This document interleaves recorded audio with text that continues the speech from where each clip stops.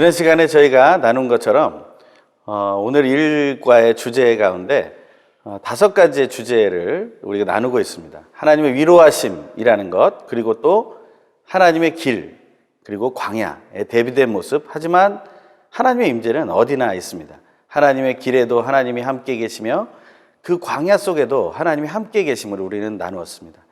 이제 세 번째 주제가 되겠는데요. 이사야 40장의 뒷부분입니다.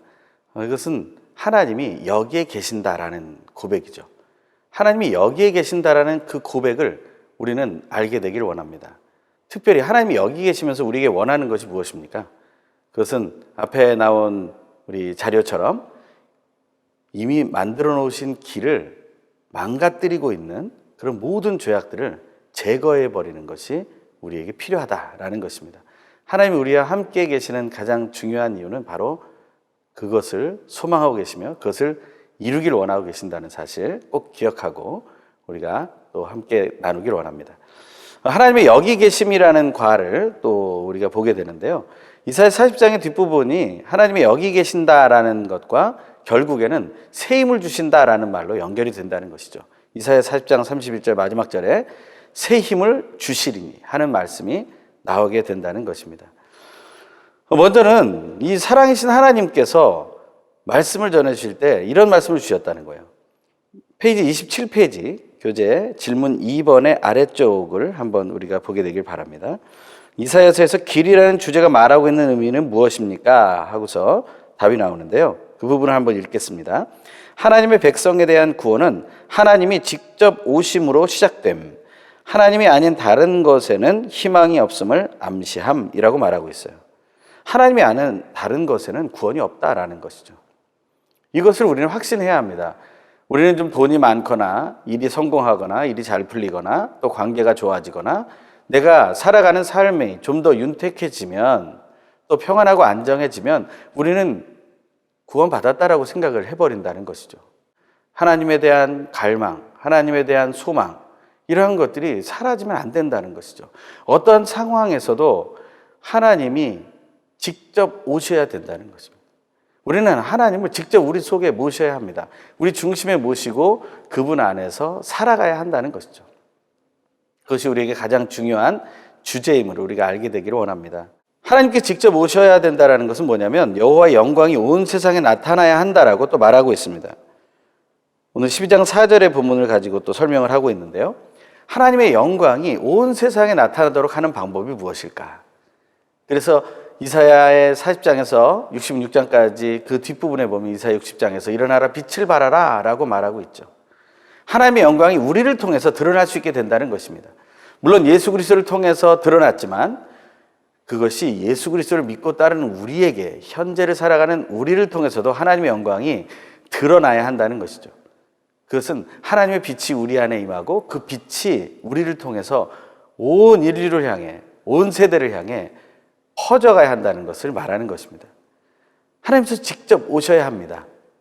이 땅에 오셔야 되고 우리 중심에 오셔야 되고 우리의 모든 만남 속에 오셔야 되고 우리의 모든 상황과 형편 속에 오셔야 되고 우리의 기쁘고 즐거움 속에도 오셔야 되지만 우리의 슬프고 고통 가운데에도 오셔야 한다는 것입니다. 하나님이 여기 계시다라는 그 고백, 그것을 우리가 깊이 있게 받아들이기를 간절히 소망합니다. 도표를 보면 또 하나님은 어떻게 여기 계시는가라는 그런 이야기가 나오게 됩니다. 좀 교재에 왔다 갔다 하게 했는데요. 저희가 하나님이 어떻게 여기 계시는가에 대해서는 먼저 27페이지 질문 2번 아래쪽 한번 또 보겠습니다. 세례 요한이 광야에서 외치는 소리로 예수님의 오심을 예비함으로 이 약속이 성취됨 그랬습니다. 광야에서 외치는 자의 소리. 세례 요한은 요한복음 1장에서 너를 누구라고 하느냐라는 질문에 나는 소리다라고 얘기하죠. 그 소리는 그냥 하나의 메신저일 뿐입니다. 메시지가 아니죠. 그것은 하나의 통로입니다. 하지만 소리가 없다면 하나님의 말씀이 어떻게 우리에게로 전달될 수 있겠습니까?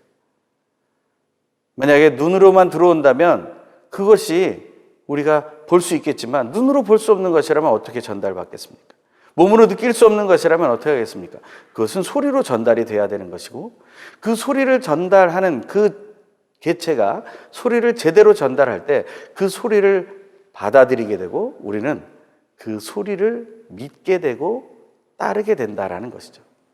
그것이 바로 소리의 중요성입니다. 광야에서 외치는 자의 소리라는 것인데요. 이것에 대해서는 29페이지 한번 펴보겠습니다. 29페이지에 괄호 4번에 반괄호 2번. 제가 읽어보겠습니다. 하나님의 백성을 회복시키시는 여호와의 오심을 파수꾼이 망루에 올라가 먼저 보고 알리는 것처럼 예루살렘도 높은 산에 올라가 여호와께서 오시는 것을 먼저 보고 그 높은 곳에서 멀리 떨어진 모든 사람에게 그 사실을 알려야 할 사명이 있음을 암시하고 있다. 이것은요, 하나님을 증거하는 그 사명이 우리에게 주어졌다라는 것입니다. 우리는 소리가 되어서 알려야 할 사명을 행해야 한다라는 것이죠. 이것을 통해서 하나님이 여기 계심을 우리는 알게 된다는 것입니다. 힘들고 어려울 때 우리는 쭈뼛쭈뼛하면서 어떤 말을 전하지 못할 때가 있어요. 하지만 우리는 말해야 합니다. 당당하게. 하나님께서 여기 계십니다. 하나님께서 당신과 함께 계십니다. 라고 말씀하시는 그 말씀을 전달할 때 그들의 마음에는 여러 가지 반응이 오게 될 것입니다. 우리는 광야에서 외치는 자의 소리의 역할, 그 사명을 감당해야 하는 것이죠. 두 번째는 영원하고 전능하신 하나님의 말씀으로 하나님의 여기 계심을 우리는 증거할 수 있다라는 것입니다. 28페이지 3번을 한번 보겠습니다. 28페이지 교재 3번. 두 번째 위로의 메시지 안에 풀과 꽃의 비유에 대한 오늘 본문을 비유하면서 풀과 꽃은 유한한 모든 인간을 가리키며 영원한 하나님의 말씀과 대조되고 있다라고 얘기하는데요. 이번은 좀 더 심화합니다. 특히 유다를 풀로 비유한다. 그들이 죄로 파괴된 이스라엘 안에는 희망이 없으며 그들은 자신들의 구원을 위해 아무것도 할 수 없음을 암시하고 있다. 비유적인 표현이라는 것이죠. 우리는 언제나 한시적인, 제한적인 삶을 살고 있습니다. 그러면서 우리는 영원에 대한 생각을 하게 되는 거죠. 하지만 진짜 영원은 우리가 만들어낼 수 있는 것이 아닙니다. 그 영원이라는 것은 존재하는 것이며 우리는 그것을 믿는 것이고 그 속으로 우리는 들어가기를 소망하는 것이죠. 근데 그것을 어떻게 들어갑니까? 반괄호 3번. 그러나 모든 인간은 소멸되지만 하나님의 말씀은 영원함을 강조함으로써 하나님의 약속하신 위로의 회복이 반드시 임할 것을 보여준다. 하나님의 말씀을 대체할 수 있는 그 어떤 것도 이 세상에는 없다. 하나님의 약속하신 말씀이 영영이 서는 것은 하나님의 전능하심을 증거하는 것이다. 바로 그 영원한 약속의 말씀이 바로 예수 그리스도이심을 성경은 증거하고 있다. 우리 이 교제의 이야기를 통해서 영원하신 하나님의 말씀을 우리가 믿고 그것을 증거할 때 그 말씀이 선포되어지는 그 자리가 하나님의 영광이 임하고 영원히 임하고 전능하심이 임하는 놀라운 은혜가 있게 된다라는 것이죠.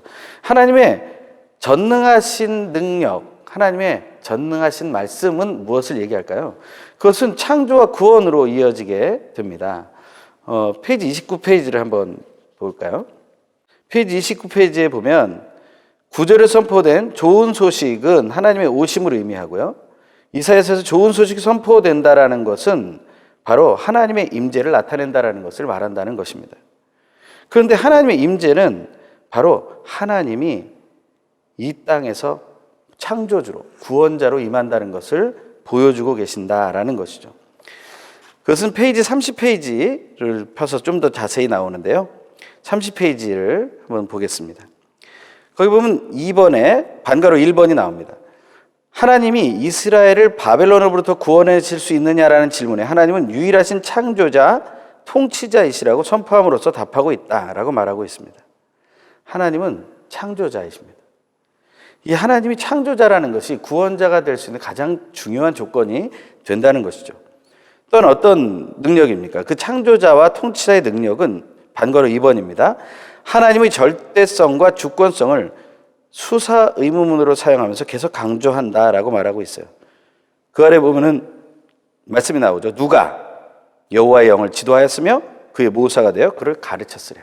누가 그랬느냐? 누가 그랬느냐? 이런 질문이 오늘 본문에 계속해서 나오는 것을 우리는 이미 알고 있습니다. 그 창조주 하나님, 그거에 대해서 31페이지 그 질문 5번의 바로 아래쪽에 보면 이런 말씀이 나오죠. 하나님을 이 세상의 그 어떤 것으로 설명하거나 이해할 수 있나요? 라는 질문에 대해서 하나님은 창조자이시며 세상의 피조물이 아니시기에 이 세상의 그 어떤 형체를 가진 것으로 그분을 표현하는 것은 우상이 된다라고 했어요. 그리고 가장 중요한 이 세상의 모든 것에는 하나님의 창조 섭리가 있다라는 말입니다. 우리가 이 세상의 모든 것을 바라볼 때 이 세상의 문제를 먼저 바라볼 때가 많습니다. 하지만 이사야는 창조하신 하나님을 먼저 보라는 것입니다. 우리가 앞서 살펴보았던 그 길과 광야 중에 우리는 광야를 먼저 보게 되지만 우리는 말씀을 통해서 이미 우리를 향해서 만들어진 하나님께로 나아갈 수 있는 길이 열려 있다라는 사실을, 그것이 우리 눈에는 비록 보이지 않는다 할지라도 하나님은 그 길을 계속해서 유지하고 우리를 부르고 계신다는 것, 그것을 우리는 확신해야 된다는 것이죠. 그것이 바로 창조 섭리를 확신할 때 나온다라는 것을 말하고 있다는 것입니다. 또한 하나님은 어떻게 여기 계시는가를 알려면 앞에서 우리가 읽었지만 29페이지에 좋은 소식을 선포하심을 통해서 말하고 있습니다. 여기서 좋은 소식이 선포된다라는 동사, 거기 히브리어가 써 있는데요. 그 히브리어로는 빠사르라고 읽는 것입니다. 이 빠사르라는 말이 가지고 있는 의미를 우리는 기억하고, 우리는 좋은 소식을 전하는 사람들입니다. 기쁜 소식이라고도 나오지만 이단 중에 기쁜 소식 선교라는 데가 있어요. 그 박옥수 구원파라는 이단입니다. 우리는 그것을 주의해야 돼요. 말로는 기쁜 소식이라고 말하지만 그것을 가지고 사람을 미혹하고 하나님을 바르게 믿지 못하는 자리로 인도한다는 것이죠. 그것을 우리는 또한 기억해야 됩니다. 하나님께서는 우리에게 좋은 소식을 선포하는 기능을 하도록 우리를 부르셨다는 사실입니다. 하지만 우리는 어떻습니까? 오늘 어떤 소식을 주로 전파하셨습니까? 좋은 소식, 또한 안 좋은 소식, 또 불안해하는 소식, 의심이 있는 소식, 또 절망적인 소식. 요즘 또 가짜 뉴스들이 많이 나온다고 그러죠. 그 가짜 뉴스 아래는 음모론이라는 게 또 깔려 있습니다. 물론 음모론 안에도 진실이라는 것이 어느 정도 들어있겠죠. 하지만 그것은 하나의 팩션이 되어서 진짜처럼 다가오는 것이죠. 하지만 우리는 그런 사명을 받은 사람들이 아닙니다. 우리는 좋은 소식을 증거하는 사명을, 빠사르라는 히브리어를 기억하시면서 우리가 하기 원하고요. 히브리어로는 유앙겔리조라는 말입니다. 유앙겔리온이라는 말이 좋은 소식이라는 헬라어인데요. 그 복음, 바로 좋은 소식, 그것이 우리에게 주어진 사명이며 그 복음을 증거할 때 하나님이 여기 계시는 것을 우리는 확신할 수 있게 된다는 것입니다. 또 네 번째 도표에 보시면 다윗의 후손으로 오시는 여호와의 종 메시아로 얘기하고 있습니다. 질문 4번을 볼까요? 29페이지 질문 4번입니다. 9절은 너희의 하나님을 보라. 근데 우리말 성경에는 보라, 너희 하나님께서 여기 계시다 라고 말하고 있다는 거예요. 어떤 하나님을 바라보라는 걸까요? 거기 보니까 하나님은 용사이자 양떼를 인도하는 목자이시다. 한마디로 하나님은 용사이신 목자다라고 얘기하고 있어요. 바로 그분이 누구이십니까? 다윗의 후손으로 오시는 메시아, 다윗 왕권과 언약을 맺으신 하나님의 성취, 바로 예수 그리스도라는 것이죠. 그것을 우리는 기억하게 된다는 것입니다.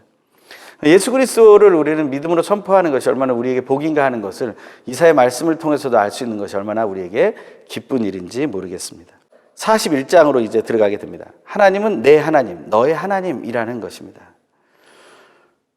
이 33페이지, 36페이지에 나오는 이야기를 우리가 한번 살펴보면서 보면요. 먼저는 하나님이 구원자, 내 하나님이시다라는 고백입니다.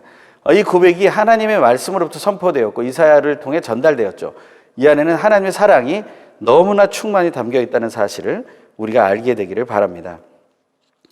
페이지 34페이지를 먼저 한번 볼까요? 페이지 34페이지를 먼저 보시면 하나님이 우리 하나님이신데 어떤 하나님이시냐면 바로 2번의 반가로 1번, 거기 보면 이런 말이 나옵니다. 열방과는 구별되는 하나님의 택한 이스라엘은 그 어떠한 상황과 환경 속에서도 하나님의 인도와 보호하심을 받게 될 것을 약속하고 있다. 그렇게 말하고 있습니다. 그러면서 반가로 2번에서 뭐라고 얘기합니까? 세 가지, 그 도표에도 써 있는데요. 땅끝, 땅 모퉁이에서도 붙드시는 하나님. 그리고 두 번째, 항상 함께 하신 하나님. 세 번째, 의로운 오른손으로 보호하시는 하나님. 이 말씀은 우리가 암송 구절에서도, 암기 구절에서 나왔던 내용이죠. 그러면서 이 하나님께서 뭐라고 말씀하십니까? 계속해서 반복하면서 두려워하지 마라, 걱정하지 마라, 놀라지 말라 얘기하시는 거예요. 너의 하나님이니까 걱정하지 말라는 것입니다.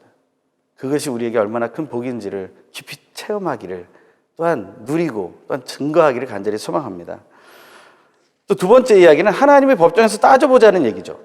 이것은 이사야 41장 1절에 먼저 나오는 이야기입니다. 제일 먼저 시작부터 하나님의 법정에서 따져보자라는 말로 시작되는 거예요. 그런데 이사야 1장이 그렇게 시작되죠. 하늘의 심판대에서 하나님은 부르시죠. 그 땅에 있는 사람들을 소환해서 하늘과 땅을 증인처럼 부르셔가지고 심판을 하자고 말씀하시는 것이죠. 재판을 하자고 말씀하시는 것이죠. 그것을 41장에서는 따져보자라고 얘기하고 있어요. 그 첫 번째는 잠잠하라, 힘을 새롭게 하라, 말해보라. 바로 이사야 41장 1절에 이 말씀이 계속 나오는데요. 이거는 판단해보자라는 것입니다. 하나님의 심판은 의로우시고 우리의 입을 막으시는 분이 아닙니다. 잠잠하라는 말은 그저 가만히 있어라 하는 이야기가 아니라 네 마음을 잔잔하게 생각해서 제대로 생각해 봐라는 겁니다. 우리 속에 얼마나 허망한 생각들이 많습니까? 그런 것들을 다 내려놓고 진짜를 생각해 보라는 이야기가 되겠습니다. 두 번째는 심판에 대한 얘기 이어서 그 심판의 종이 나옵니다. 그게 바로 고레스라는 사람이 거기 써 있죠. 동방에서 오는 한 사람이 있고요. 또 뒤에는 북쪽에서 오는 한 사람에 대한 이야기가 나옵니다. 그게 동일한 인물입니다. 33페이지를 한번 또 앞부분을 따져서 보겠습니다. 33페이지에 1번에 반가로 3번 그리고 4번을 또 읽어보겠습니다. 하나님의 경고의 핵심은 동방에서 한 사람이 오고 있다라는 예언에 함축되어 있다. 동방에서 오는 사람은 하나님의 의로운 목적을 이루기 위해서 부르심을 받은 바사왕 고레스를 지칭한다라고 말합니다. 그 아래 4번도 읽어볼게요. 그러나 안타깝게도 열방이 고레스의 다가옴을 인지하며 두려워 떨면서도 고레스를 불러 사용하시는 하나님을 보지 못하고 계속해서 그들이 섬기던 우상에게 더욱더 매달리게 될 것을 풍자적으로 예언하고 있다라고 말하고 있어요. 하나님의 심판자가 오시면 누구를 봐야 합니까? 그 심판자를 보는 것이 아니라 하나님을 봐야죠. 코로나19라는 재난의 상황이 우리에게 다가온다면 우리는 무엇을 봐야 합니까? 물론 그 문제를 해결하고 백신을 만들기 위해서 그 바이러스를 연구해야겠죠. 하지만 그 속에 계신 하나님의 모습을 봐야 한다는 것입니다. 우리는 그것을 보기 위해서 이 이사야의 말씀을 공부하고 있는 것이죠. 그리고 우리가 하나님의 법정에서 따져봐야 될 세 가지는 바로 이것입니다. 우상은 허무하고 하나님은 위대하시다라는 것입니다. 이사야 41장 24절의 앞부분에 보면 이런 본문이 나오는데요. 보라, 너희는 아무것도 아니다 이렇게 말하고 있어요. 하나님 우상을 향해서 아무것도 아니라고 말해 버리신다는 것이죠. 35페이지를 한번 보겠습니다. 먼저 35페이지에 3번에 나와 있는 네모 박스에 보시면 거기 이런 이야기가 나오게 되죠. 하나님의 부름을 받은 고레스로 인해 초래된 위기 앞에서 세상 열방은 우상에게 의지하는 어리석은 우를 범한다 그랬어요. 우상을 섬길 것이 아니라 하나님만을 바라보는 것이죠. 그게 우리에게 가장 중요한 것이죠. 우리가 무엇을 통해서 우리의 삶이 온전해지고 회복되는가 하는 것에 대해서는 바로 우리들의 선택입니다. 하지만 하나님 계속해서 말씀해 주고 계시는 것이죠. 하나님을 바라봐라. 하나님께로 돌아와라. 우리는 그 음성을 이제 들을 때가 되었다고 생각합니다. 우상은 허무합니다. 거짓된 신이에요. 하지만 하나님은 위대하십니다. 그래서 그 네모 박스 아래에 보면 이런 말이 나오죠. 우상의 허무성과 여호와 하나님의 위대하심을 대비함으로써 오직 여호와 하나님만을 의지함을 강조하고 있는 것이다. 그 괄호 1번도 읽어볼까요? 반괄호 1번. 이 세상 모든 우상은 미래에 일어날 그 어떠한 일에 대해서 미리 알려주지 못하는 허구이며 사람들에게 복이나 화를 내리지 못하는 허무다. 이런 우상을 섬기며 숭배하는 사람들의 인생 또한 허망함을 강조하면서 인류 역사 속에 과연 누가 참된 신인가에 대한 질문을 던지고 있다. 우리는 이 사실을 꼭 기억하고 우리가 하는 선택이 바로 맞는 것인지를 우리는 확인해 봐야 한다는 것입니다. 우리 마지막으로 이번 과의 5번째 주제가 되는 하나님의 기쁜 소식에 대한 이야기를 나누기 원합니다. 그 첫 번째 이야기는 바로 오직 하나님, 여호와 하나님만 의지하라는 이야기입니다. 이것은 우상을 섬기지 말아야 한다라는 이야기로 연결이 되죠. 우상은 헛것이며 허무라는 것입니다. 하지만 여호와 하나님은 참되시다라는 것을 붙들어야 한다는 것이죠. 그 하나님은 어떤 분이십니까? 우리가 고백한 것처럼 땅끝 땅모퉁이에서도 붙드시는 하나님이시며 항상 함께 하신 하나님, 의로우신 오른손으로 보호하신 하나님이라는 사실을 다시 한번 확인하게 되는 것이죠. 우리는 이 사실을 지난번에 이어서 또 계속해서 보게 되는 것이고요. 두 번째는 우상에 대한 이야기를 조금 더 하기 원합니다. 우상은 가짜이고 바람이며 헛것이다 라는 것이죠. 이것은 1번에 말한 것처럼 고레스를 불러 위기를 주시는 분은 하나님이신데 하나님의 손을 보지 않고 헛된 것을 본다는 거예요. 그런 게 그렇게 했다가는 멸망당할 수밖에 없다는 것입니다. 하지만 하나님은 그 아래 빨간 것으로 써 있는 것은 고레스를 바라보지 말고 이스라엘 백성은 하나님을 바라봐야만 하나님의 거룩한 도구로 쓰임을 받을 수 있게 된다는 것을 말한다는 것입니다. 본문에 보면 날카롭게 날이 선 새 타작 기계로 너희를 쓰겠다라는 말씀이 나옵니다. 하나님께서 그러한 모습으로 쓰기 위해서는 우상을 버려야 가능한 것이죠. 앞에 나왔던 그림들 기억하시죠? 이미 만들어진 길이 있습니다. 하지만 그 위에 불순종과 죄악과 거역과 반역과 우상 숭배라는 것이 가득 쌓여 있어서 그 길은 무너질 것 같이 보이는 거예요. 깨질 것처럼 보이는 거예요. 그것을 덮여버려서 진짜 길은 보이지 않고 오히려 광야처럼 사막처럼 바뀌어버린 그런 현실을 우리는 맞이하게 된다는 것입니다. 그럴 때 우리가 할 일은 그것으로부터 빨리 돌아서야 한다는 거예요. 우리 편이라고 말씀하시는 하나님만을 다시 의지하는 쪽으로 우린 돌아와야 한다는 것입니다. 그것을 우리는 다시 한번 반복하고 또 기억하고 그것을 실천해 가야 한다는 것이죠. 두 번째는 우상을 만들어 섬겨서는 피할 수 없다는 것입니다. 우상을 만들어 섬겨서는 아무것도 할 수 없어요. 35페이지에 중간에 네모 박스에 한 가지 말이 나오는데요. 그것을 한번 같이 읽어볼까요? 도표에는 빨간색으로 글씨가 써 있습니다. 읽어볼까요? 시작. 현실의 어려움과 두려움 속에 비치는 하나님의 그림자를 볼 줄 아는 지혜가 필요하다. 우리는 어려움과 두려움만을 먼저 보게 된다는 것이죠. 하지만 그곳에 비치는 하나님의 그림자, 다시 말하면 뭐예요? 앞에 하나님이 여기 계신다라는 것에 대한 확신이죠. 어린아이들이 잠에서 잘 때 아주 무서운 꿈을 꾸고 깰 때가 있어요. 근데 그때 정말 문을 열고 나왔는데 아무도 없다면 얼마나 더 공포스럽겠습니까? 하지만 부모님 방에 부모님이 잠을 자고 있다라고 한다면 어떻겠어요? 아, 여기 계시는구나라는 안심 속에서 다시 평안한 잠을 잘 수 있지 않겠습니까? 우리는 이 고난과 재난 속에서 두려움이 밀려오는 이 미래의 불확실함과 위기 속에서 우리는 하나님이 여기 계심을 다시 확인할 수 있어야 된다는 것이죠. 그리고 마지막으로 우상은 가짜고 바람이며 헛것이기 때문에 우리는 진정한 하나님을 만날 수 있게 된다는 것이죠. 36페이지에 나와 있는 것처럼 우주 만물과 시간의 주관자는 오직 하나님이시다라는 사실을 선포하고 있다는 것이죠. 반가로 2번에 보면 36페이지에 바로 고레스를 들어 사용하신 하나님을 분명하게 공포함으로 온 우주 만물의 주권자는 오직 한 분 여호와이심을 강조하고 있다라는 것이죠. 이것이 우리에게는 가장 중요한 것입니다. 질문 9번의 마지막을 한번 볼까요? 이사야 41장이 일어난 사건을 기록한 것이라고 생각하나요? 아니면 미래에 일어날 일을 예언한 하나님의 말씀이라고 생각하나요? 하나님은 시간을 초월하신 영원하신 분이시죠. 그 답은 어떻게 됩니까? 온 우주 만물을 창조하시고 통치하시는 하나님은 시간도 다스리신다. 바로 그 창조자, 통치자, 주권자가 나의 구원자가 되심을 고백하는 믿음을 가진 사람은 말씀 속에 계시는 하나님을 보고 듣게 될 것이다. 우리는 하나님의 여기 계심을 만나게 될 것이라는 것이죠. 오늘 교재에 보면 이 기쁜 소식은 누구에게만 주어집니까? 페이지 36페이지 중간에 보면 하나님의 백성에게만 이 기쁜 소식이 주어진다. 이 좋은 소식이 주어진다. 오늘 그 복을 누리시길 간절히 소망합니다.